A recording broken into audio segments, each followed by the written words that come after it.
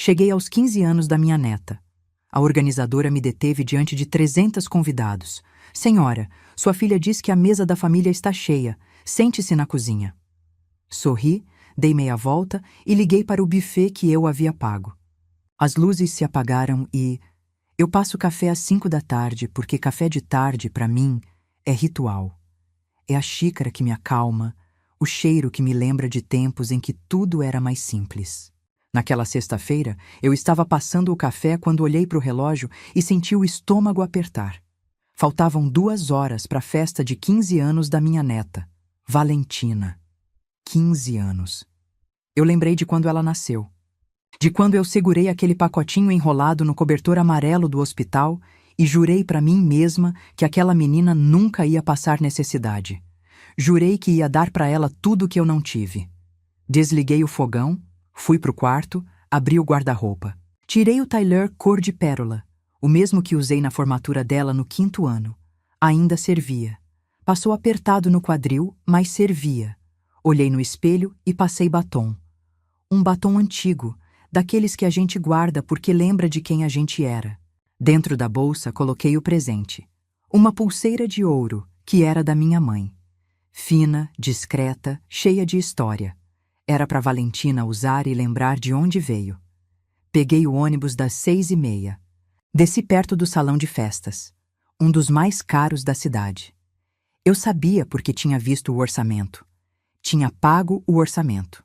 300 convidados. Lustres de cristal. Uma entrada com tapete e fotos da Valentina em tamanho real. Meu peito encheu de orgulho. Foi aí que a moça de prancheta me parou. A senhora é Dona Zuleide? Sorri. Sou sim, querida. Ela consultou a lista, apertou os lábios. Sua filha Mônica pediu para informar que a mesa da família está lotada, mas preparamos um lugar especial para a senhora na área de apoio. Eu pisquei. Achei que tinha ouvido errado. Área de apoio? É um cantinho reservado, mais tranquilo. Por aqui, por favor. Ela falou com um sorriso treinado. Aquele tipo de sorriso que não chega nos olhos. E eu fui. Fui porque, naquele momento, minha cabeça não conseguiu processar. As pernas andaram sozinhas.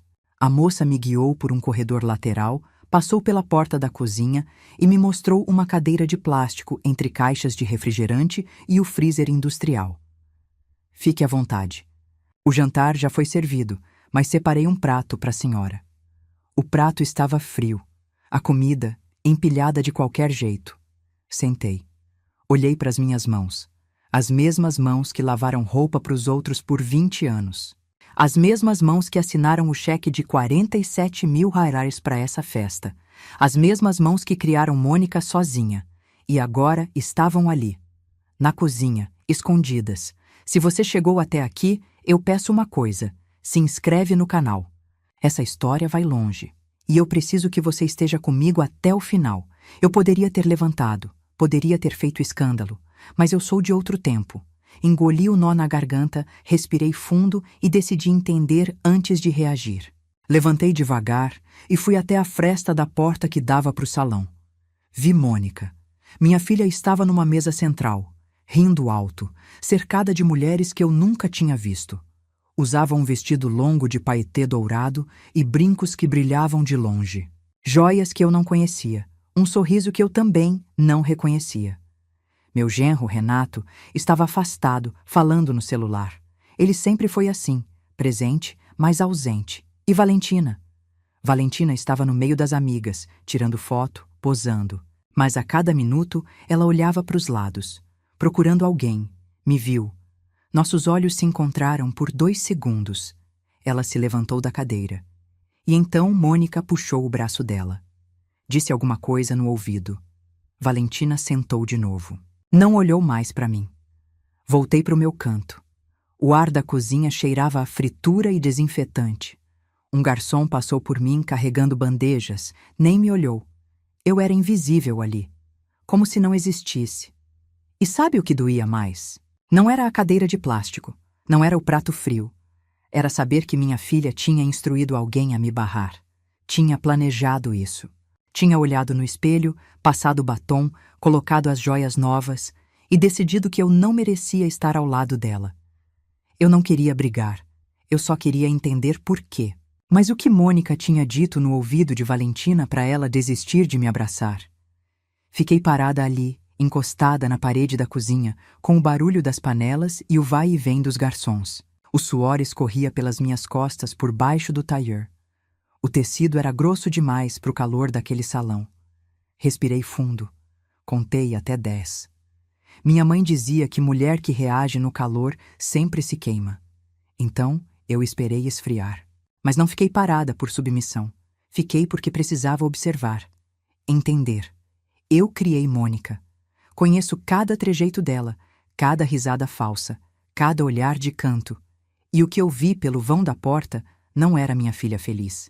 Era minha filha atuando. Ela ria alto demais. Tocava no braço das outras mulheres com intimidade forçada. Jogava o cabelo pro lado a cada 2 minutos. Um tique nervoso que ela tem desde criança, quando mente. E o vestido. Aquele vestido de paetê dourado. Eu lembrei de 3 semanas antes, quando ela veio na minha casa pedir o dinheiro. Mãe, a gente tá apertado, muito apertado. Mas eu não posso deixar a Valentina sem festa de 15 anos. Você sabe como é, né? As amigas dela são de família boa. Se a gente não fizer bonito, ela vai sofrer bullying. Eu transferi 47 mil reais no mesmo dia. Depois, mais 12 mil reais para o vestido da Valentina. E ainda assinei o contrato do buffet porque o CNPJ do Renato estava com problema temporário. Apertado. Olhei de novo para o vestido de Mônica, para as joias, para os sapatos de salto vermelho que eu nunca tinha visto. Aquilo não era roupa de quem está apertado, aquilo era roupa de quem quer aparecer. Meu estômago revirou. Não de fome, de nojo, de uma coisa amarga subindo pela garganta que eu não sabia ainda nomear. Foi quando decidi sair da cozinha. Não ia fazer cena. Só ia atravessar o salão, ver se alguém me reconhecia, ver como Mônica reagia. Caminhei devagar, com a bolsa apertada contra o corpo. Passei por uma mesa de conhecidos, o casal que mora no prédio da Mônica. Eles me olharam, acenaram com a cabeça, mas com um sorriso estranho. De piedade. Continuei andando. Cheguei perto da mesa principal. Valentina me viu de novo. Dessa vez não levantou. Só ficou me olhando com os olhos marejados, como se pedisse desculpa por alguma coisa. Mônica percebeu. Virou o corpo. E sorriu. Aquele sorriso de comercial de margarina. Plástico. Mãe, que bom que você veio. Achei que não vinha mais. Ela se levantou, veio até mim, me deu um abraço rápido, daqueles que não encostam direito. Você tá bem? A moça te acomodou direitinho? Engoli seco. Me colocaram na cozinha, Mônica. Ela arregalou os olhos, teatral. Na cozinha? Ah, meu Deus, que erro. Deve ter sido confusão da organização. Vem sentar aqui do meu lado. Mentira. Eu vi a lista da moça da prancheta. Tinha meu nome escrito à mão, com a instrução: área de apoio, aguardar instruções da contratante. Contratante. Minha filha me tratou como penetra na festa que eu paguei, mas não disse nada. Sentei na cadeira que ela ofereceu. Uma cadeira de ponta de mesa, espremida entre a parede e um vaso de flores. Mônica voltou para o centro, para o brilho, para as amigas. E eu fiquei ali, com a pulseira da minha mãe ainda dentro da bolsa, esperando o momento certo de dar para Valentina. Foi quando minha neta se aproximou, de cabeça baixa. Vó. Segurei a mão dela. O que sua mãe te disse, meu amor? Quando você ia vir me abraçar? Ela mordeu o lábio inferior. O mesmo gesto que eu faço quando seguro o choro. Ela disse que você estava passando mal, que era melhor eu não te agitar. Passando mal. Eu que vim de ônibus, que subi a escada, que atravessei o salão. Mônica disse para minha neta que eu estava doente. E aí eu entendi. Não era só sobre esconder a velha na cozinha. Era sobre controlar a narrativa. Mas por que Mônica precisava que todo mundo achasse que eu estava doente? Valentina ficou ali do meu lado por uns 2 minutos. Segurou minha mão com aquela força de quem quer dizer alguma coisa, mas não consegue. Os dedos dela estavam gelados, mesmo com o calor do salão. Vó, depois a gente conversa, tá? A mãe tá me chamando pra foto do bolo. Assenti. Ela saiu correndo, o vestido rosa balançando. Linda, 15 anos, e já aprendendo a engolir o que sente. Fiquei na cadeira espremida por mais uns 10 minutos. Ninguém veio falar comigo. As amigas de Mônica passavam, olhavam de canto, cochichavam. Uma delas, loira, bronzeada, pulseiras de ouro no braço, apontou discretamente para mim e disse alguma coisa que fez as outras rirem. Meu rosto queimou. Levantei e voltei para a cozinha. Pode parecer fraqueza, mas não era. Era estratégia. Na cozinha eu podia pensar. No salão eu só conseguia sentir. E sentir demais me faz cometer erro. Sentei de novo na cadeira de plástico. O mesmo garçom de antes passou por mim, dessa vez equilibrando uma torre de taças. Ele me olhou, parou. A senhora quer água? Tá pálida. Quero sim, meu filho. Obrigada. Ele voltou com um copo, gelado. Bebi de um gole só. E foi aí que seu Haroldo entrou na cozinha. Seu Haroldo é o dono do buffet. Um senhor de uns 60 anos, bigode grisalho, avental impecável. Eu o conheci quando fui assinar o contrato 2 meses antes. Ele me tratou com respeito, me chamou de Dona Zuleide, puxou a cadeira para eu sentar, explicou cada detalhe do cardápio. Quando me viu ali, entre as caixas de bebida, ele parou no meio do passo. Dona Zuleide? Levantei. Oi, seu Haroldo. Ele olhou em volta, confuso. A senhora está fazendo o quê aqui? A festa é da sua família. A senhora devia estar lá fora na mesa de honra. Minha garganta travou. Tentei responder, mas o que saiu foi um sorriso torto, daqueles que a gente dá quando não quer chorar na frente dos outros. Seu Haroldo. Teve um desencontro. Me colocaram aqui por engano. Ele franziu a testa. Não acreditou. Engano?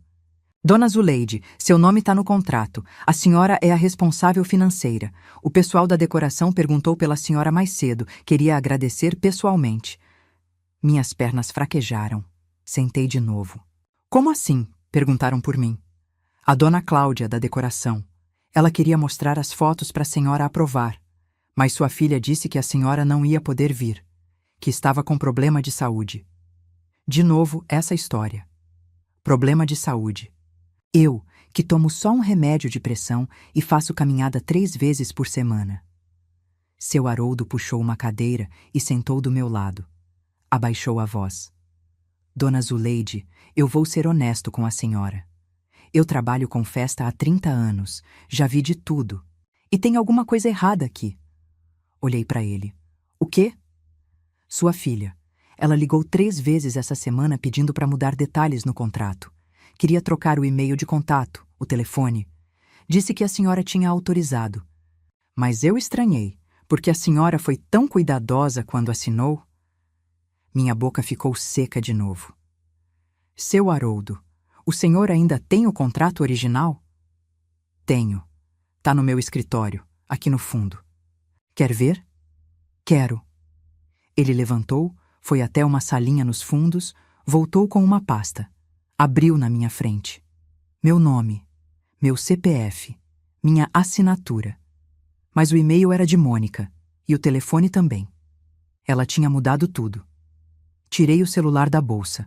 Minhas mãos tremiam tanto que quase deixei cair. Fotografei cada página. Seu Haroldo me olhava com uma mistura de pena e indignação. Dona Zuleide, se precisar de alguma coisa, a senhora me fala. Qualquer coisa. Guardei o celular. Respirei fundo. Seu Haroldo, o senhor pode me fazer um favor? Claro. Não conta pra ninguém que a gente conversou. Ainda não. Ele assentiu, sério. E eu fiquei ali, com as fotos do contrato no celular, começando a entender o tamanho do buraco em que minha filha tinha me colocado. Mas se Mônica mudou o contato no buffet, o que mais ela tinha mudado sem eu saber?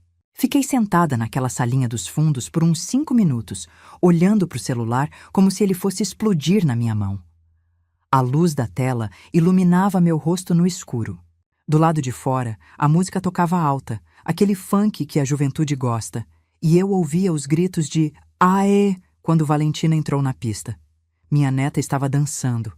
E eu estava ali, entre caixas de guardanapo, descobrindo que minha filha tinha mais segredos do que eu imaginava. Pensei na Dirce. Dirce é minha amiga de 40 anos. A gente se conheceu na fila do banco quando eu ainda trabalhava de doméstica e ela era caixa. Hoje ela é gerente. Gerente de verdade, dessas que tem sala própria e assina um documento.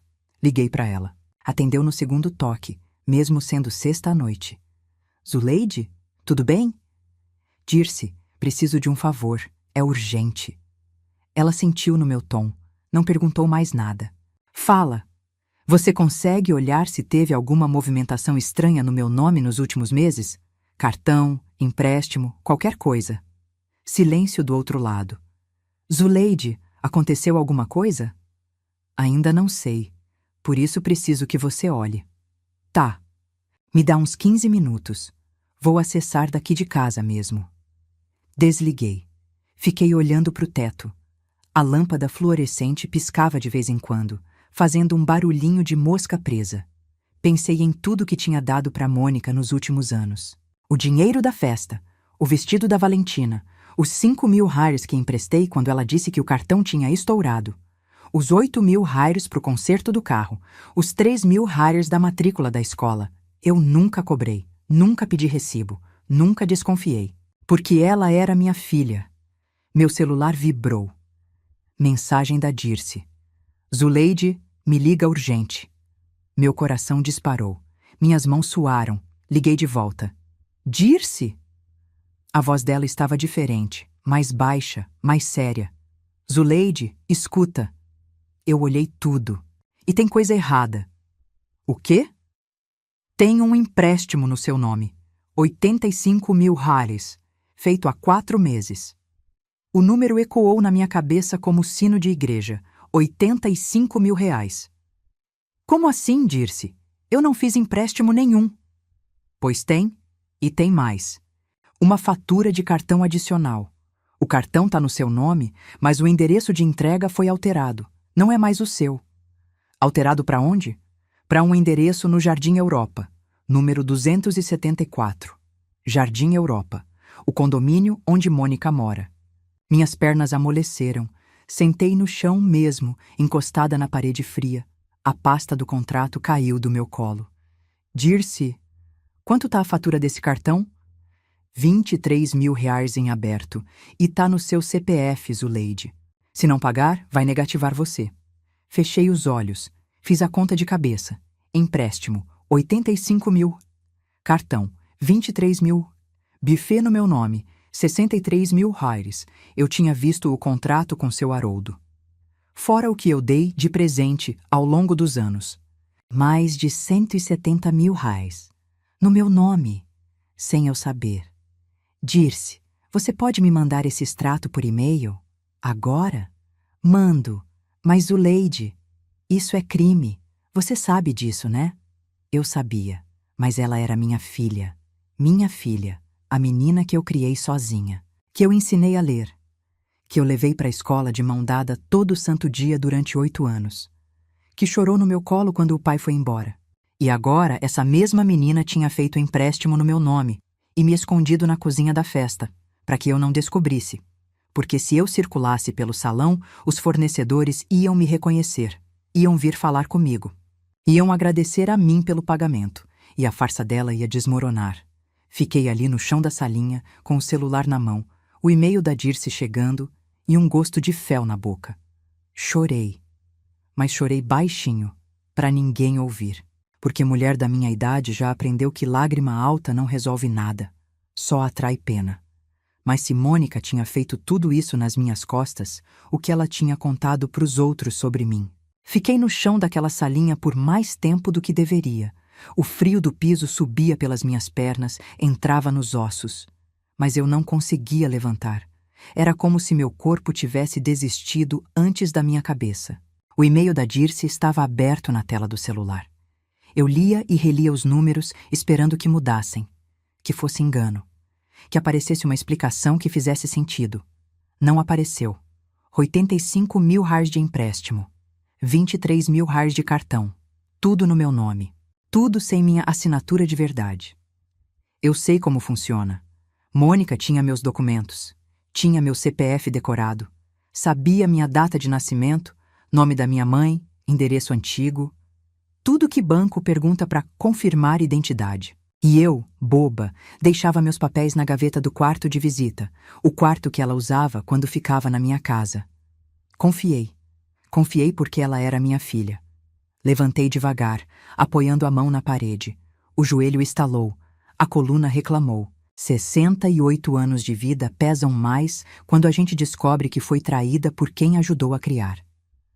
Fui até o banheiro dos funcionários. Tranquei a porta, olhei no espelho. Meu batom tinha borrado. O rímel desceu um pouco no canto do olho. O tailleur cor de pérola estava amassado nas costas. Lavei o rosto. Água fria. Sequei com papel toalha áspero. E foi ali, olhando para aquela velha no espelho, que eu lembrei de tudo. Lembrei de quando Mônica nasceu. Parto difícil, 16 horas de trabalho. O pai dela saiu para comprar cigarro quando ela tinha 8 meses. Nunca mais voltou. Eu criei ela sozinha. Fiz faxina em 3 casas por semana. Terça na Dona Marta, quinta na Dona Regina, sábado no seu Osvaldo. Cada uma pagava 80 reais por dia na época. Eu juntava tudo, separava para o aluguel, para a luz, para a escola. Vendi salgado na porta do colégio dela. Coxinha, risole, bolinha de queijo. Acordava às 4 da manhã para fritar. Mônica tinha vergonha. Um dia me pediu para eu ficar mais longe do portão, para amigas não verem. Eu fiquei. Comprei meu apartamento aos 50 anos. 2 quartos, sala, cozinha americana.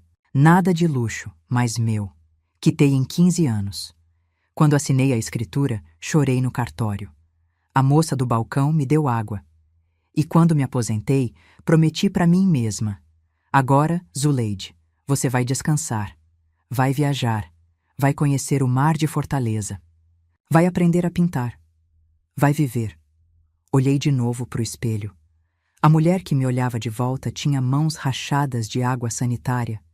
Tinha rugas de sol e preocupação. Tinha um coração que batia mais devagar que antes. E tinha 170 mil reais de dívida que não fez. Apertei a borda da pia. Mônica sabia de tudo. Sabia das faxinas, sabia dos salgados, sabia do preço de cada centavo que eu juntei. E mesmo assim, pegou. Pegou porque achou que eu nunca ia descobrir. Ou porque achou que, se eu descobrisse, ia ficar quieta. Como sempre fiquei. Como toda mãe fica. Mas sabe o que eu entendi ali naquele banheiro de azulejo branco? Eu entendi que Mônica não me colocou na cozinha por vergonha de mim. Ela me colocou na cozinha porque, se eu circulasse pelo salão, os fornecedores iam me reconhecer, iam me agradecer, iam perguntar se eu estava satisfeita com o serviço. E alguém ia comentar: "Que bom que a senhora está aqui, dona Zuleide. A sua filha disse que a senhora não vinha, que estava doente." E eu ia perguntar: "Doente? Eu?" E a máscara ia cair. Por isso a cozinha, por isso a história da doença, por isso o sussurro no ouvido de Valentina. Mônica não estava me escondendo por vergonha do meu tailleur velho ou do meu jeito simples. Ela estava me escondendo porque eu era a prova viva da mentira dela. Sequei o rosto de novo. Passei a mão pelo cabelo. Endireitei a coluna. Não ia embora. Não ia ficar quieta. Mas também não ia fazer escândalo. Ainda não. Primeiro, eu precisava saber mais uma coisa. O que exatamente Mônica tinha contado para a família sobre mim? Saí do banheiro com o rosto lavado e a decisão tomada. Não ia reagir no escuro. Precisava de luz. Precisava saber exatamente o que Mônica tinha plantado na cabeça das pessoas. Atravessei o corredor dos fundos e voltei para o salão pela porta lateral. A música tinha mudado. Agora tocava uma dessas lentas, de dança de casal. Algumas pessoas estavam na pista, abraçadas. Outras conversavam nas mesas, com taças de espumante na mão. Foi quando vi minha sobrinha Cíntia. Cíntia é filha da minha irmã mais nova, que Deus a tenha. Tem 30 e poucos anos, trabalha em escritório de advocacia, sempre foi a mais sensata da família. Quando me viu, abriu um sorriso enorme e veio correndo. "Tia Zuleide!" Me abraçou apertado. Daqueles abraços de verdade que apertam as costelas. Tia, que bom que você veio. A Mônica disse que a senhora não ia conseguir. Meu estômago gelou. Disse o quê, minha filha? Cíntia se afastou um pouco, ainda segurando meus braços. Que a senhora estava com problema de saúde, que estava confusa, precisando de repouso. A gente ficou preocupada. Confusa. A palavra ecoou na minha cabeça como tapa. Confusa como, Cíntia? Ela baixou a voz, constrangida. Ah, tia. Ela disse que a senhora estava tendo uns lapsos de memória, que às vezes esquecia as coisas, repetia as mesmas perguntas. Disse que o médico recomendou evitar agitação. Minhas mãos tremeram. Enfiei elas nos bolsos do tailleur para Cíntia não ver. E você acreditou? Tia, A Mônica parecia tão preocupada, chorou até, quando contou. Disse que estava difícil para ela lidar sozinha. Chorou. Minha filha chorou contando que eu estava ficando senil. E todo mundo acreditou. Respirei fundo. Precisava continuar investigando. Não podia deixar a raiva tomar conta. Ainda não. Cíntia, e quem está pagando essa festa? Você sabe? Ela riu, como se a pergunta fosse óbvia. A Mônica e o Renato, Ué. Ela disse que juntaram durante anos, que você até ofereceu ajudar, mas ela recusou. Queria provar que conseguia dar uma festa bonita para Valentina, sem depender de ninguém. Fechei os olhos por um segundo. A mentira era completa. Mônica não tinha só roubado meu dinheiro, tinha roubado minha história. Tinha me transformado na mãe doente que ela dispensou por piedade. E ela, a filha guerreira que venceu sozinha. Tia, a senhora tá bem? Tá pálida. Abri os olhos. Forcei um sorriso. Tô bem, minha filha. Só cansada da viagem.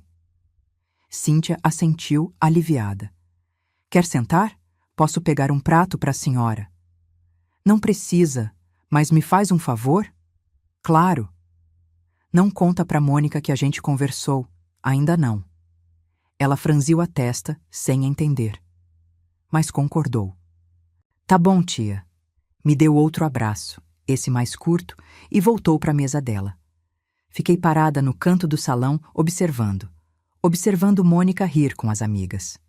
Observando Renato, que agora estava encostado numa pilastra, olhando para o celular com cara de quem queria estar em qualquer outro lugar.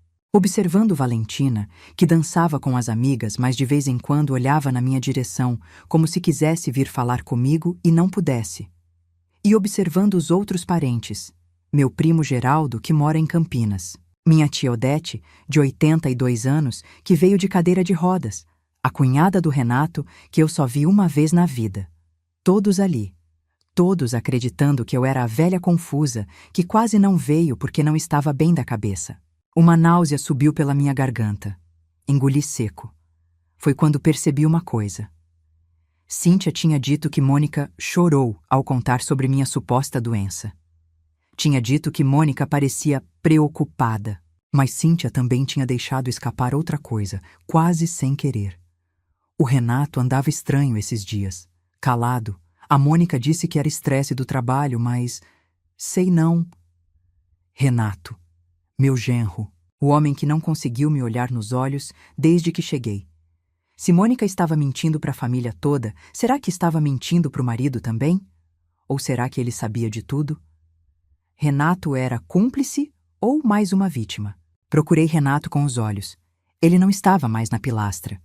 Olhei para o bar, para as mesas do fundo, para a entrada do banheiro. Nada. Então vi a porta lateral aberta.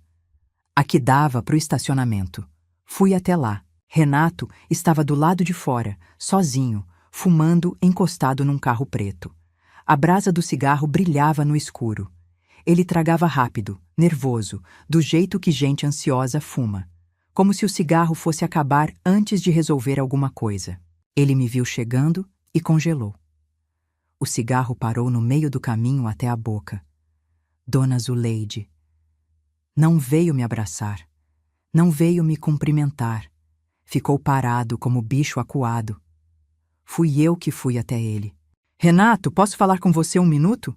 Ele olhou para os lados, como se procurasse rota de fuga. Agora, dona Zuleide, é que a Mônica tá me esperando pra... É rápido. Parei na frente dele. perto o suficiente para ver o suor na testa, a mão tremendo, as olheiras fundas que a luz do salão escondia. Renato, você sabe que fui eu que paguei essa festa, né? Ele acendeu outro cigarro. O primeiro ainda estava pela metade. Acendeu por cima com o isqueiro falhando 2, 3 vezes até pegar.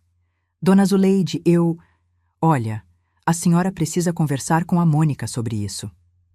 Eu vou conversar, mas primeiro quero conversar com você. Silêncio. Ele tragou fundo. Soltou a fumaça para o lado, evitando meu rosto. Renato, você assinou alguma coisa no meu nome? O cigarro tremeu entre os dedos dele. Olha para mim. Ele olhou. Os olhos estavam vermelhos. Não de choro, de noite mal dormida. De consciência pesada. Dona Zuleide, eu não sabia de tudo, juro. A Mônica disse que a senhora tinha autorizado, que vocês tinham combinado, que era um arranjo de família. Arranjo de família? É. Ela disse que a senhora queria ajudar, mas não queria aparecer, que tinha vergonha de mostrar que estava bancando, que preferia que a gente levasse o crédito. Minha boca ficou seca. A mentira era tão elaborada que quase parecia verdade. E você acreditou? Ele desviou o olhar de novo. No começo, sim, mas depois começou a não fazer sentido. O que não fazia sentido? Renato jogou o cigarro no chão, pisou com força. Os valores, Dona Zuleide, eram altos demais. A festa, o vestido, a decoração. E a Mônica sempre dizia que a senhora tinha mandado mais. Mas eu nunca vi transferência nenhuma. Nunca vi comprovante. E quando eu perguntava, ela mudava de assunto. Ficava brava. Dizia que eu estava desconfiando dela.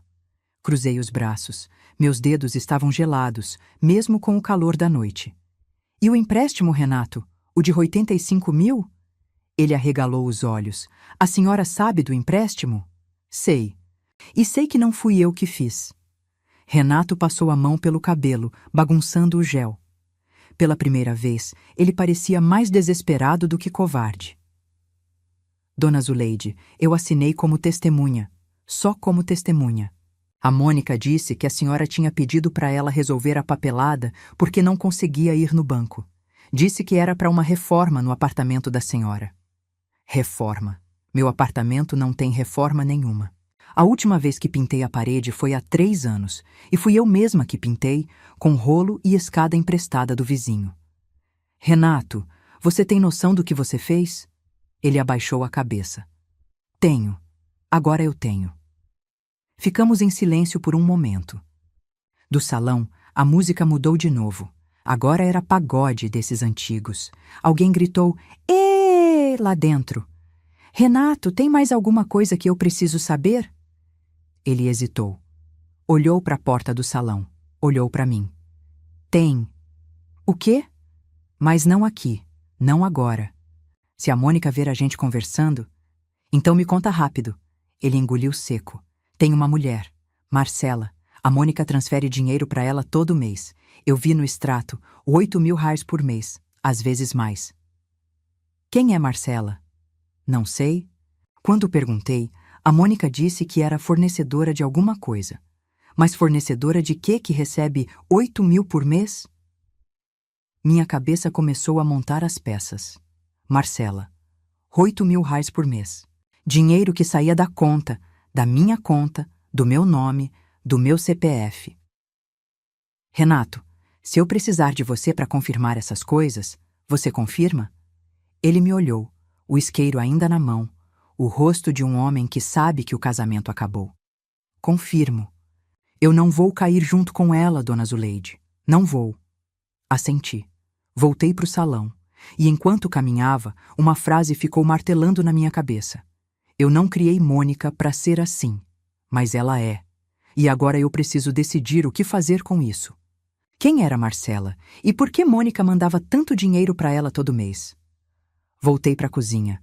Seu Haroldo ainda estava lá, conferindo as bandejas de sobremesa. Quando me viu, fez sinal para eu entrar na salinha dos fundos. Fechou a porta atrás de mim. Dona Zuleide, a senhora tá bem? Tá com uma cara... Tô bem, seu Haroldo, só descobrindo coisa demais numa noite só. Ele assentiu sem perguntar mais. Homem de discrição esse Haroldo, trabalhador de verdade. Desses que entendem que às vezes silêncio ajuda mais que conselho. Seu Haroldo, o senhor pode me mostrar o contrato de novo? O original completo com todos os anexos? Ele foi até o arquivo, tirou a pasta, colocou na mesa. Sentei e comecei a ler tudo. Cada página, cada cláusula, cada número. Buffet completo, 38.000 harles. Bebidas premium, 12.000 harles. Serviço de garçom e copa, 8.000 harles. Taxa de reserva do salão, 5.000 harles. Total, 63.000 harles. No meu nome, no meu CPF. Com minha assinatura, que eu reconheci, mas não lembrava de ter feito. Olhei mais de perto. A assinatura era parecida com a minha, mas tinha um tremido no Zé que não era meu. Mônica tinha praticado, tinha me copiado. Fotografei tudo de novo. Cada página, cada detalhe. Depois peguei o celular e mandei mensagem para Cíntia. Cíntia, você conhece alguém chamada Marcela que anda perto da Mônica? A resposta veio em menos de 1 minuto. A Marcela da academia? A personal dela. Por quê? Personal trainer. 8.000 reais por mês para personal trainer, com dinheiro no meu nome. Respondi. Nada não, curiosidade. Obrigada, minha filha. Guardei o celular. Encostei a cabeça na parede. Agora eu entendia tudo. Mônica não estava só me roubando para pagar festa. Ela estava financiando uma vida inteira. Personal trainer de luxo. Colégio particular de 4.000 reais por mês para Valentina. Carro novo. Aquele SUV branco que ela disse que era financiado com condição especial. Viagens que apareciam nas fotos do Instagram. Tudo no meu nome. Tudo com meu crédito. Tudo enquanto me dizia que estava apertada. Peguei um papel e uma caneta que estavam na mesa do seu Haroldo. Comecei a anotar. Empréstimo, 85.000 reais. Cartão adicional, 23.000 reais. Buffet, 63.000 reais. Dinheiro que dei de presente nos últimos 2 anos. Uns 30.000 reais por baixo. Personal trainer, 8.000 reais por mês. X, 12 meses. A 96.000, pelo menos. Total, quase 300.000 reais. 300.000 reais. O preço do meu apartamento quando comprei. O preço de 20 anos de faxina, de salgado na porta de escola, de mão rachada e joelho doendo. Minha vista embaçou. Mas não era lágrima. Era raiva. Uma raiva fria, quieta, que subia do estômago e apertava o peito. Respirei fundo. Liguei para Dirce de novo. Dirce, você consegue me mandar por e-mail o extrato completo dessas movimentações? Tudo que saiu no meu nome nos últimos 12 meses? Já tô mandando. Chega em 2 minutos. Esperei. O e-mail chegou. Abri. A lista era longa. Transferências, pagamentos, saques, tudo em datas diferentes, valores variados. E no meio de tudo, um padrão. Todo dia 10, saía uma transferência de 8.000 reais para Marcela A. 12 meses. 12 transferências. 96.000 reais só para personal trainer. Mas tinha mais uma coisa. Entre os gastos, tinha uma transferência de 15.000 reais para uma empresa chamada Eventos Decorações. A mesma decoração que a dona Cláudia, que seu Haroldo mencionou, tinha feito. A mesma dona Cláudia que queria me agradecer e foi informada de que eu não viria por problema de saúde. Fotografei o extrato. Salvei tudo numa pasta do celular. Mandei cópia para o meu e-mail, para o e-mail da Dirce e para o e-mail do meu advogado, o Dr. Sérgio, que fez meu testamento ano passado. Não ia deixar nada solto. Guardei o celular. Olhei para o relógio na parede da cozinha. 10h30 da noite. A festa ia até meia-noite. Ainda tinha tempo. Levantei, ajeitei o talher, passei a mão no cabelo. Seu Haroldo me olhou da porta. Dona Zuleide, a senhora vai fazer o quê? Sorri. Pela primeira vez na noite, um sorriso de verdade. Vou fazer o que devia ter feito há muito tempo, seu Haroldo. Vou parar de ficar quieta. Ele assentiu, com um brilho de respeito nos olhos. Se precisar de testemunha, a senhora me chama. Pode deixar. Saí da cozinha. Agora eu tinha tudo. Os documentos, os extratos, as provas, as testemunhas. Só faltava uma coisa: o momento certo. E o momento certo estava chegando, a hora do brinde. Fiquei num canto do salão, perto da mesa de doces, observando. A festa continuava como se nada estivesse acontecendo. Casais dançavam, crianças corriam entre as mesas, garçons circulavam com bandejas de salgadinho. E eu ali, invisível, com o celular pesando no bolso como se fosse uma arma carregada. Meu estômago roncou. Não tinha comido nada desde o café da tarde. Peguei um brigadeiro da mesa, daqueles gourmet com granulado belga, e coloquei na boca. Derreteu na língua, doce demais, quase enjoativo. Pensei em como Mônica sempre gostou de doce. Quando era criança, roubava brigadeiro da panela antes de eu enrolar. Eu fingia que não via, deixava ela lamber a colher. Engoli o brigadeiro com dificuldade. Meu celular vibrou. Mensagem de Cíntia. Tia, por que a senhora perguntou da Marcela? Respondi rápido. Vi o nome num papel e fiquei curiosa. Ela é amiga da Mônica? Amiga não sei, mas a Mônica vive postando foto com ela na academia. Personal trainer famosa, cobra uma fortuna. A Mônica diz que vale cada centavo. Cada centavo. Centavo meu. Guardei o celular. A raiva voltou, mas dessa vez misturada com outra coisa. Uma tristeza antiga, do fundo do peito. Daquelas que a gente carrega sem perceber. Porque eu lembrei de uma coisa. Ano passado, pedi para Mônica me levar numa consulta de rotina, exame de sangue, essas coisas. Ela disse que não podia, que tinha compromisso inadiável. Eu fui de ônibus, sozinha. Sentei na sala de espera do laboratório por 2 horas. No mesmo dia, ela postou foto na academia. Com Marcela, sorrindo. Compromisso inadiável. Olhei para o salão. Mônica estava na mesa principal, conversando com uma mulher que eu não conhecia. Ria alto, jogava o cabelo, fazia gestos largos com as mãos cheias de anéis. E, de repente, tudo se encaixou. Mônica não estava só gastando meu dinheiro. Ela estava vivendo uma vida que não era dela.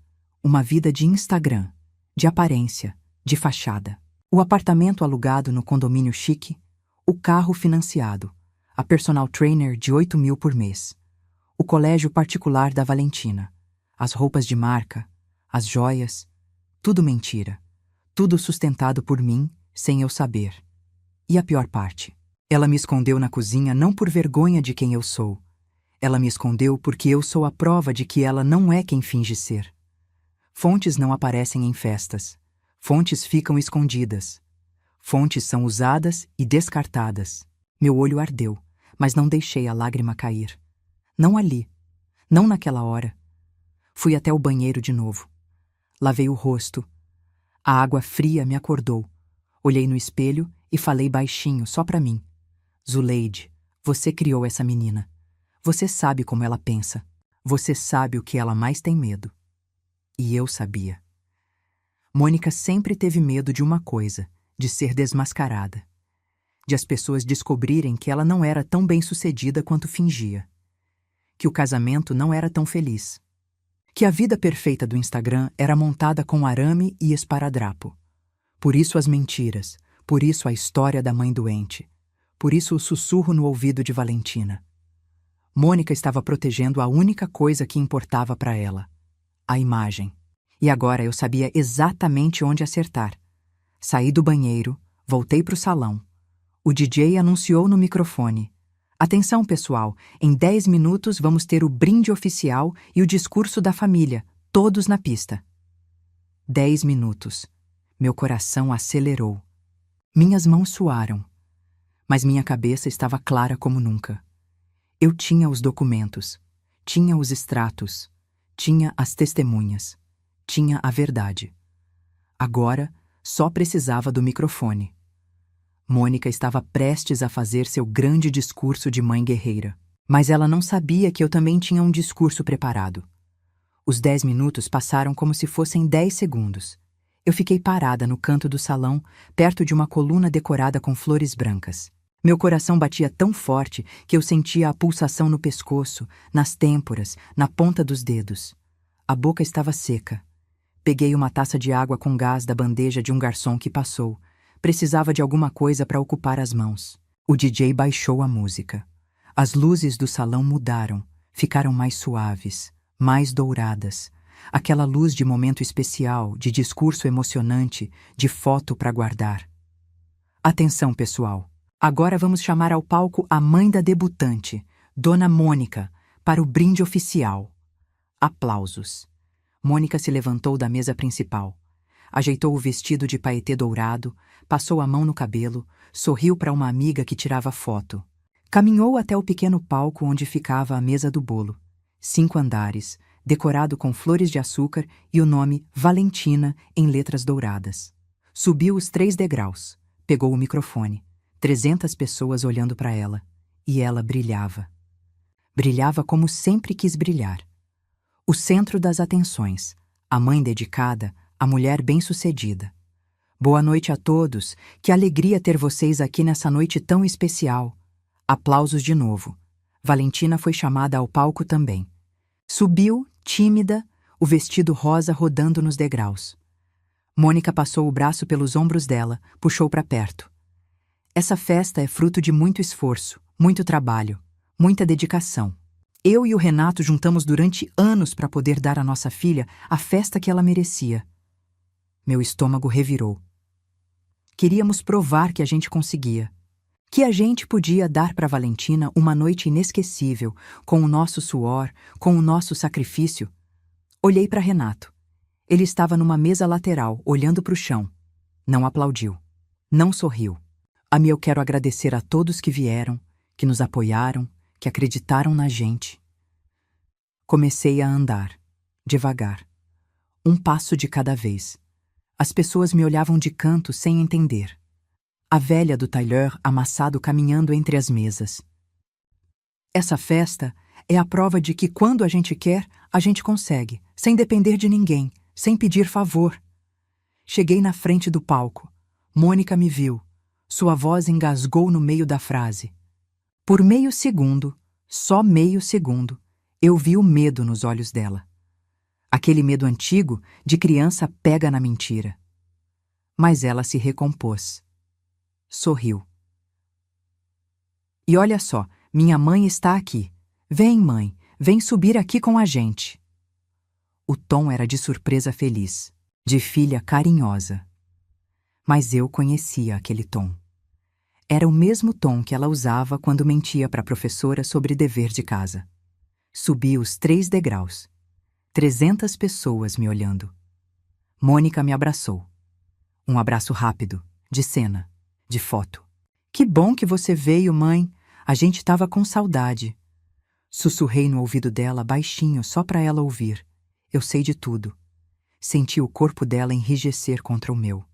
Quando nos separamos, o sorriso dela tinha mudado. Ainda estava lá, mas agora era de plástico, de medo. Mãe, você quer falar alguma coisa? Ela estendeu o microfone para mim. Olhei para aquele microfone. Olhei para as 300 pessoas. Olhei para Valentina, que me encarava com os olhos arregalados, sem entender o que estava acontecendo. Peguei o microfone. Mônica deu um passo para trás, ainda sorrindo para a plateia, mas com as mãos tremendo junto ao corpo. Respirei fundo. Boa noite a todos. Minha voz saiu rouca. Pigarreei. Eu sou Zuleide, mãe da Mônica, avó da Valentina. Aplausos educados. Muitos de vocês ouviram que eu estava doente, que eu não ia conseguir vir, que eu estava confusa. O silêncio começou a mudar. Já não era silêncio de atenção. Era silêncio de curiosidade, de desconforto. Mas como vocês podem ver, eu estou aqui. E estou muito lúcida. Olhei para Mônica. Ela tinha o sorriso congelado no rosto, mas os olhos pediam socorro. Filha, você quer continuar ou prefere que eu fale? 300 pessoas prenderam a respiração. E Mônica não tinha para onde fugir. O silêncio no salão era tão denso que eu conseguia ouvir o zumbido do ar-condicionado. 300 pessoas me olhavam, taças suspensas no ar, garfos parados a meio caminho da boca. Mônica deu um passo na minha direção. Mãe, você está cansada. Vem, vamos sentar, você precisa descansar. Afastei o microfone do alcance dela. Eu não tô cansada, filha, e não vou sentar. Minha voz saiu firme, mais firme do que eu esperava. As mãos tremiam um pouco, mas eu segurei o microfone com as duas para ninguém perceber. Olhei para a plateia. Eu quero agradecer a algumas pessoas que me ajudaram muito essa noite. Primeiro ao seu Haroldo, dono do buffet. Apontei para ele, que estava na porta da cozinha de avental branco. Ele acenou, meio sem jeito. Seu Haroldo gentilmente me mostrou o contrato dessa festa, o contrato que eu assinei, com meu nome, com meu CPF. Um murmúrio percorreu o salão. Vi pessoas se entreolhando. Também quero agradecer a minha amiga Dirce, que é gerente de banco. Ela me ajudou a entender por que tem 85 mil de empréstimo no meu nome que eu não fiz. O murmúrio cresceu. Mônica estava pálida.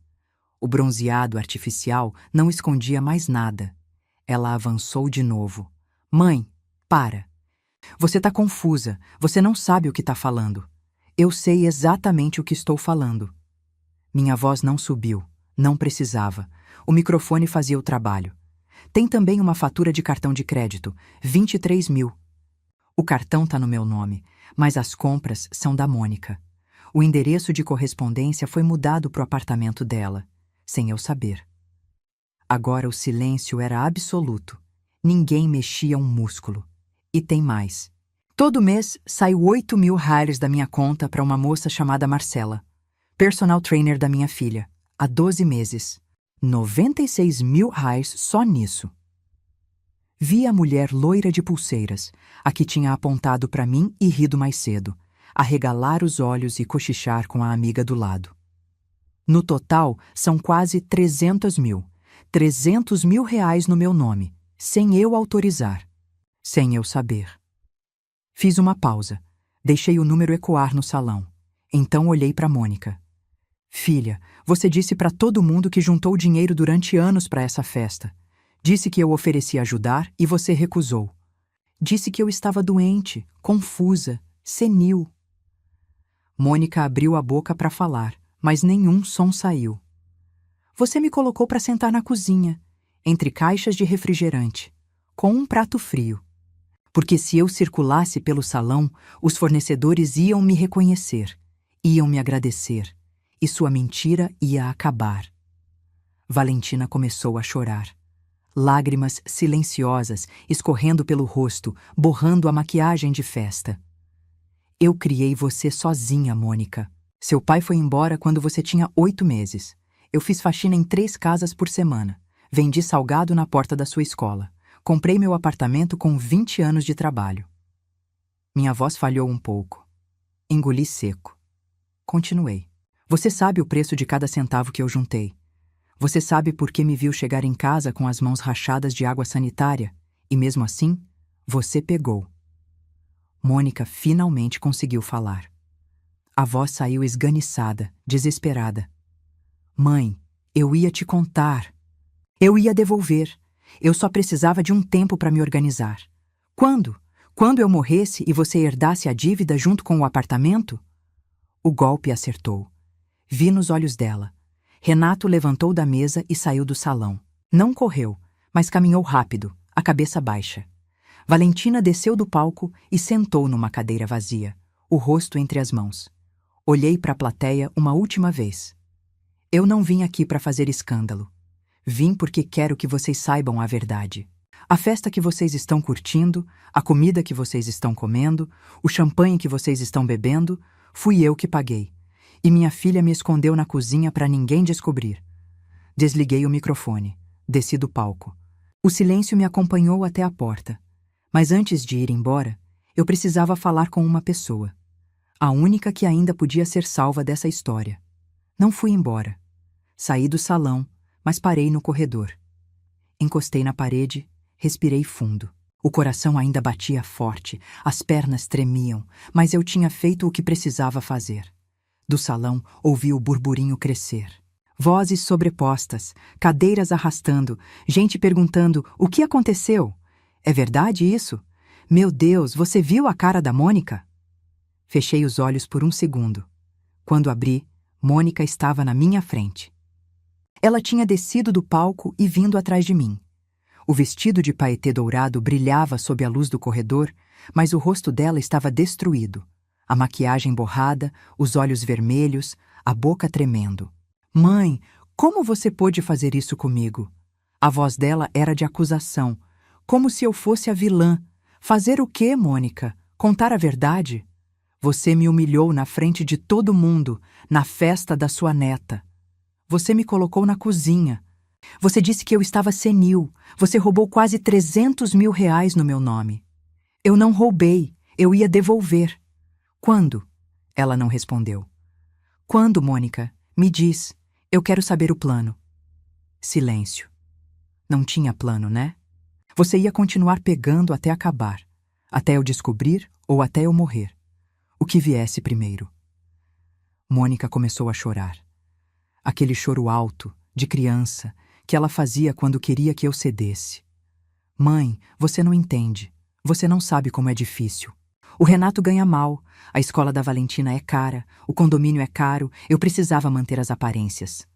Aparências para quem, Mônica? Para todo mundo. Minhas amigas, as mães da escola, a família do Renato, todo mundo olha, todo mundo julga.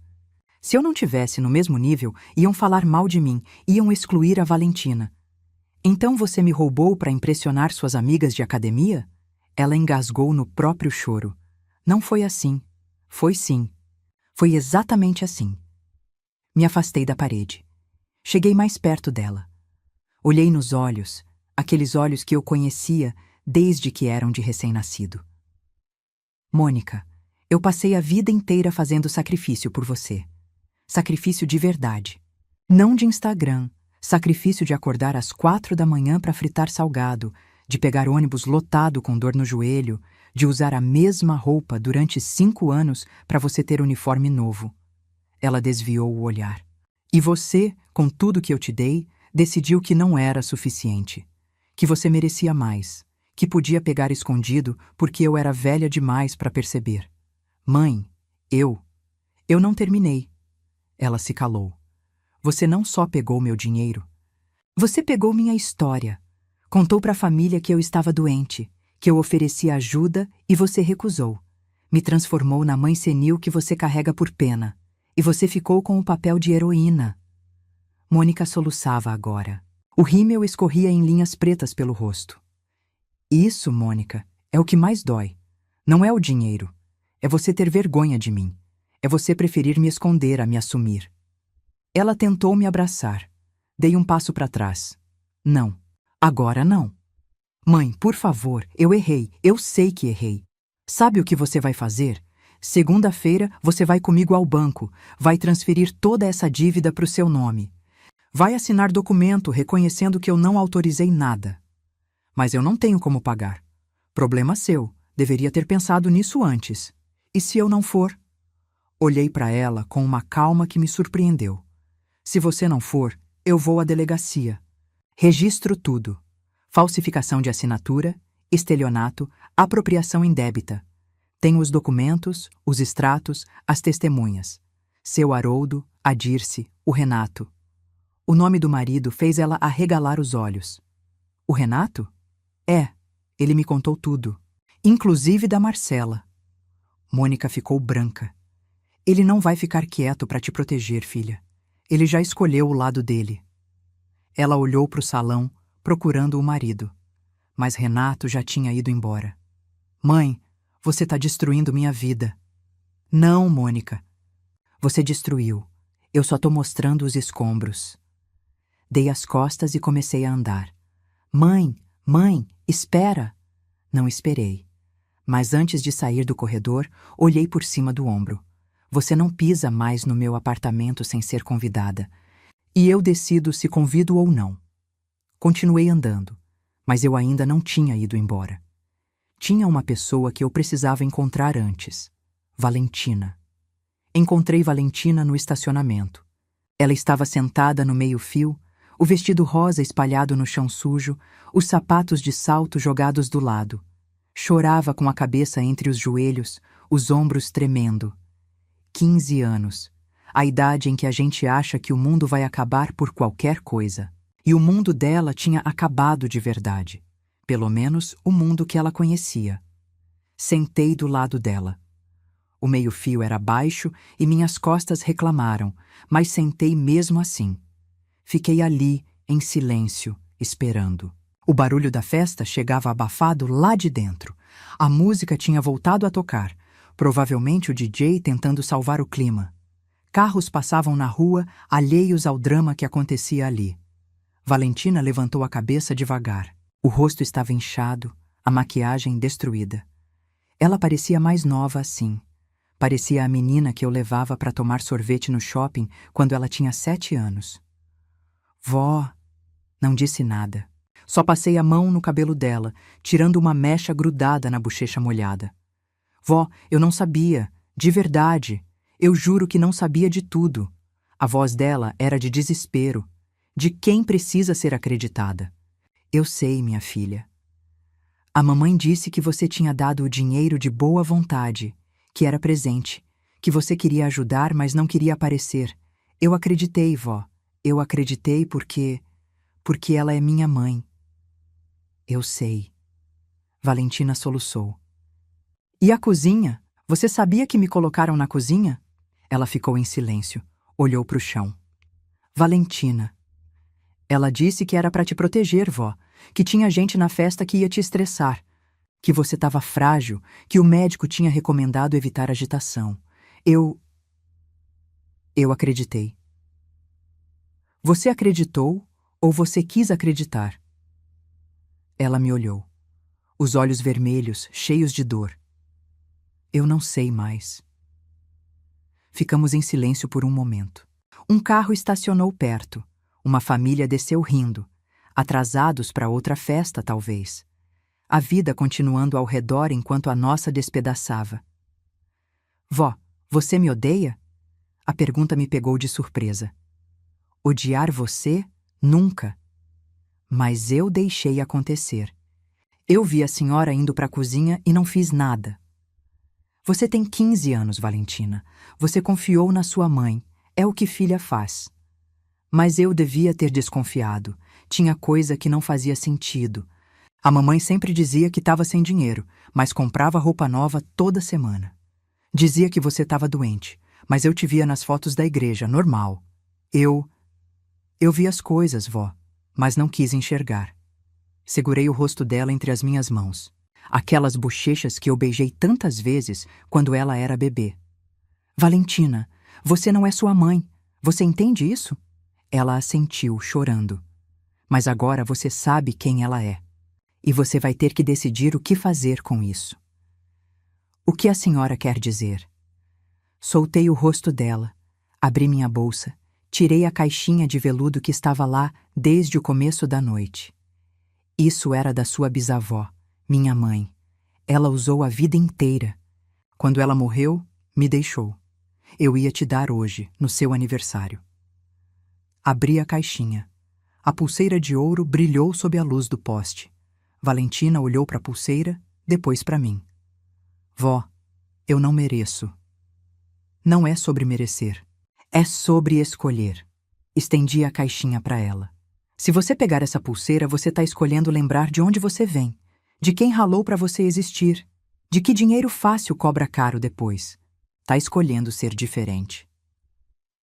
Ela olhou para a pulseira por um longo tempo. Então pegou. Não colocou no pulso. Segurou na mão, apertado, como se fosse um amuleto. Vó, eu posso ir morar com a senhora? Meu coração apertou. Isso você precisa conversar com sua mãe e seu pai primeiro. Eu não quero conversar com a minha mãe. Não agora. Eu entendo, mas a porta da minha casa está aberta, Valentina. Sempre esteve. Sempre vai estar. Ela se jogou nos meus braços. Me abraçou com força, daquele jeito que adolescente abraça quando finalmente para de fingir que é forte. E eu abracei de volta. Ficamos assim por um tempo. O barulho da festa lá dentro, a rua vazia lá fora e nós duas no meio, segurando uma a outra. Mas a noite ainda não tinha acabado. Eu precisava acertar as contas finais com minha filha. Voltei para o salão com Valentina do meu lado. Ela tinha limpado o rosto com um lenço de papel que eu achei no fundo da bolsa. Os olhos ainda estavam inchados, mas ela caminhava com a coluna reta. A pulseira da bisavó estava guardada no bolso do vestido. Ela disse que ia colocar no pulso quando chegasse em casa. Não quero que a mãe veja, murmurou. Eu entendi. O salão estava diferente agora. Muitos convidados já tinham ido embora.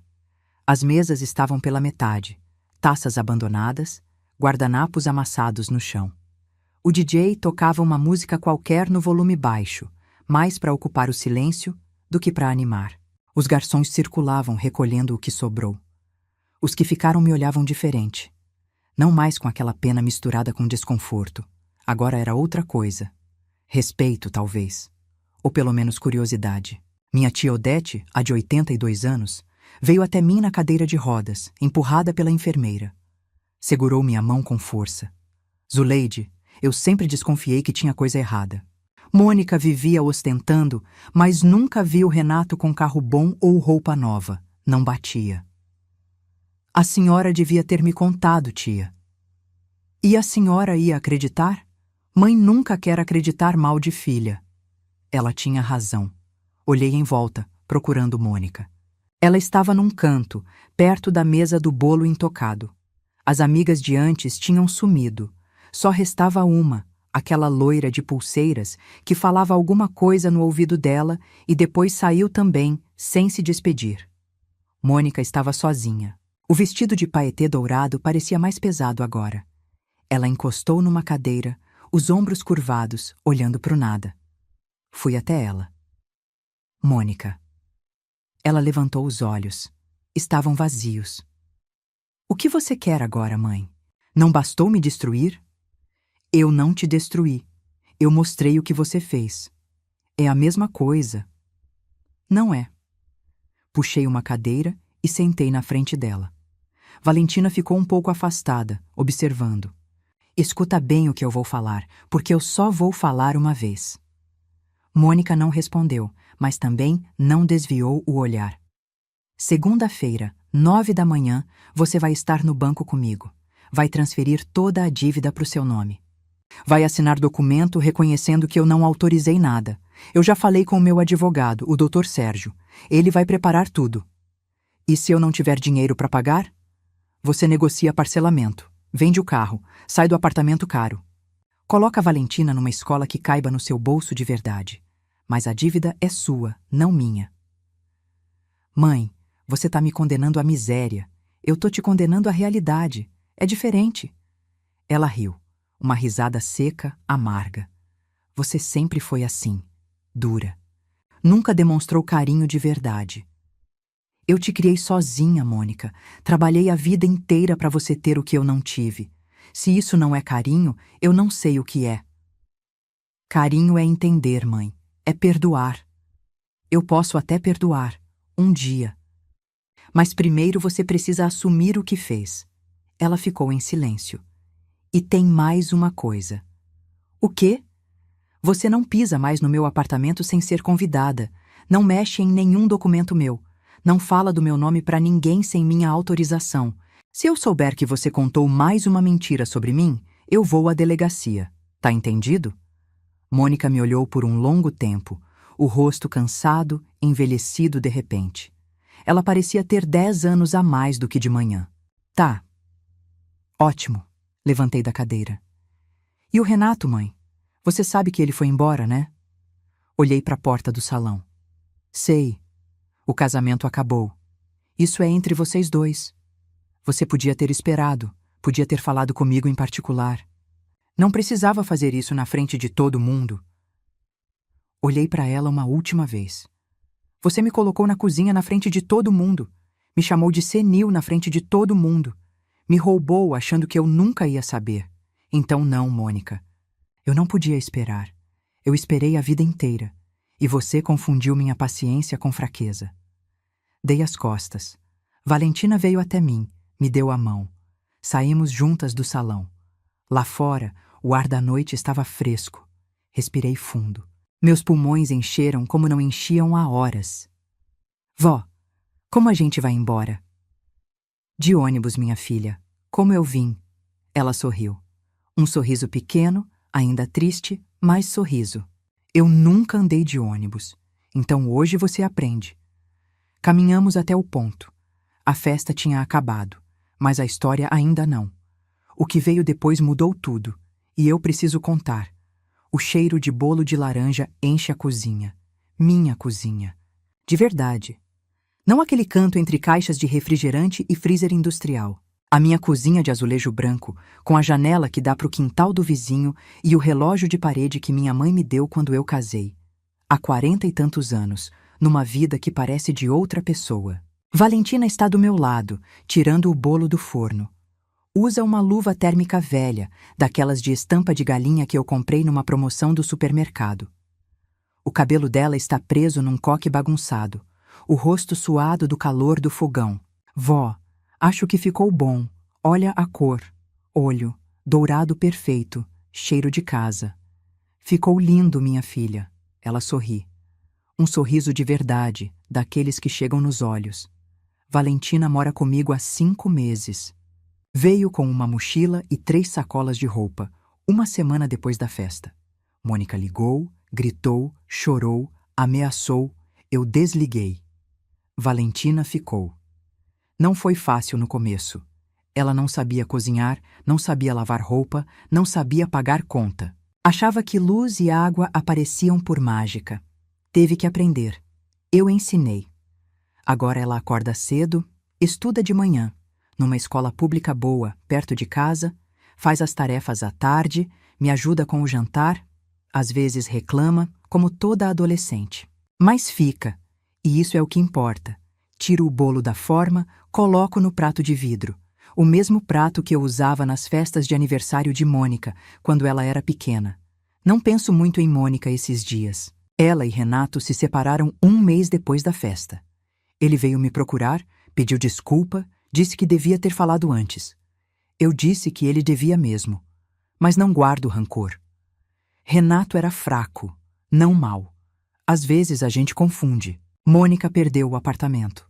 O carro foi vendido para pagar parte da dívida. A academia com a Marcela virou passado.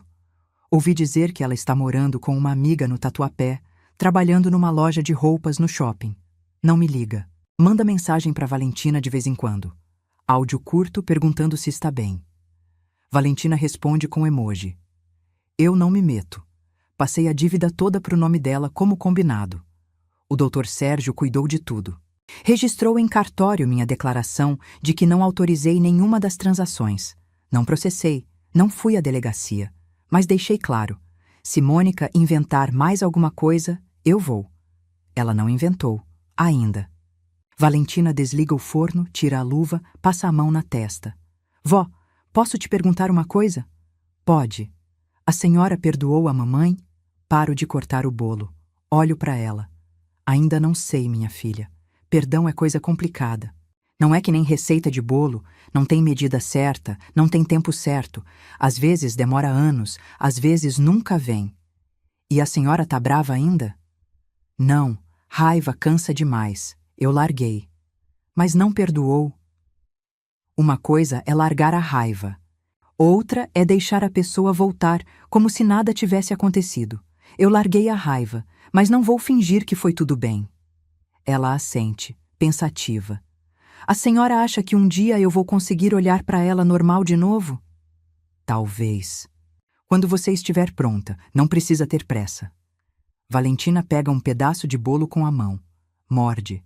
Fecha os olhos. Vó, isso aqui tá muito bom. É receita da sua bisavó. Ela sorri. E eu vejo no pulso dela a pulseira de ouro, a mesma que eu trouxe na bolsa naquela noite, há 6 meses. Ela usa todo dia agora. Diz que é para lembrar de onde vem. Sirvo 2 copos de leite. Sentamos na mesa da cozinha, comendo bolo quente e tomando leite frio. Lá fora, o sol da tarde entra pela janela. O rádio do vizinho toca um forró antigo. Um cachorro late em algum quintal. Vida normal. Vida simples. Vida que eu quase perdi. Valentina olha para mim, a boca suja de farelo. Vó, obrigada. Por quê? Por não desistir de mim, por me deixar ficar, por me ensinar as coisas. Seguro a mão dela por cima da mesa. A mão jovem, macia. E a minha, cheia de marca de tempo. Minha filha, eu só desisto do que não vale a pena. Ela aperta minha mão de volta. E naquele momento, na minha cozinha de verdade, com cheiro de bolo e som de forró e a pulseira da minha mãe brilhando no pulso da minha neta, eu entendo uma coisa. Eu não fui humilhada naquela festa. Eu fui libertada. E você que ficou comigo até aqui, obrigada. De coração. Essa história não é só minha. É de toda mãe que já foi tratada como invisível. De toda avó que já foi chamada de velha, de confusa, de peso. De toda mulher que trabalhou a vida inteira e viu alguém levar o crédito. Se você se identificou, deixa um like. Se conhece alguém que precisa ouvir isso, compartilha. E se você tem uma história parecida, conta aqui nos comentários. Eu leio todos. E me diz, de onde você está assistindo? Se ainda não se inscreveu, se inscreve. Ativa o sininho, porque histórias assim acontecem todo dia e a gente precisa contar. Até a próxima.